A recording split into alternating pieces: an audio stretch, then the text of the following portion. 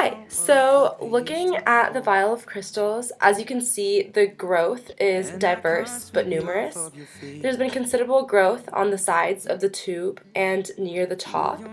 which could have resulted from accidentally tipping over the container while transporting it to my room. There's also numerous small crystals at the bottom, as you can see, and there's one larger one closer to the center. One environmental factor is definitely the heating in my room, which varies day by day.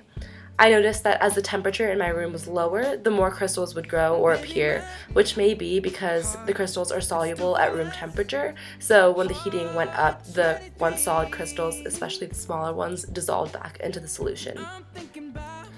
So to grow one large crystal, we could hang a seed crystal in the middle of a cold supersaturated solution of alum.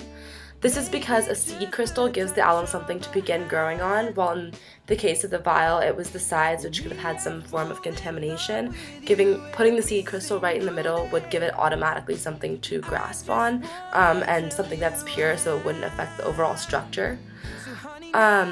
Actually comparing this to our current method, the current method is how we would grow the seed crystals in the first place, especially because there's so many smaller crystals. The steps to grow one big supersaturated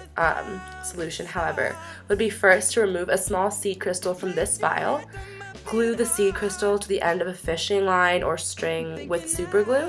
and then to suspend the seed crystal into the supersaturated solution of alum and to make sure to seal the top so that way no dust enters, and also to be very careful that the temperature doesn't vary because that definitely affects the crystal growth. Using that method, especially ensuring the lack of temperature fluctuation, theoretically the crystal growth should be more rapid, which was a mistake that I made in the beginning by keeping the heating in my room up.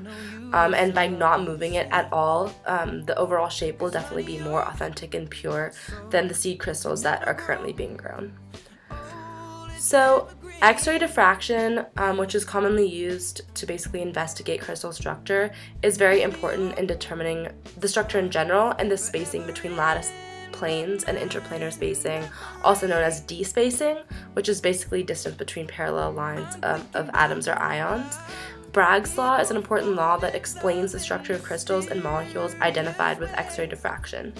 The law explains the relationship between an X-ray light shooting into and its reflection off of a crystal surface, stating that when the X-ray is incident onto a crystal surface, its angle of incidence will reflect back with the same angle of scattering.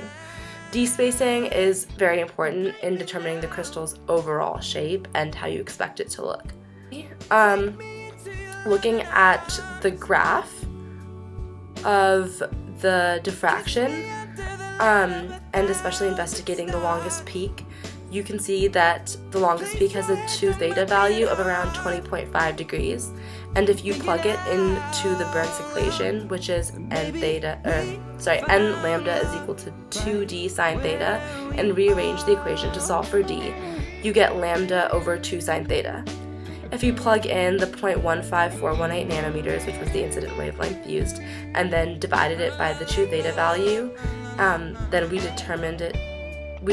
to get the overall 0.4332 as the interplanar distance.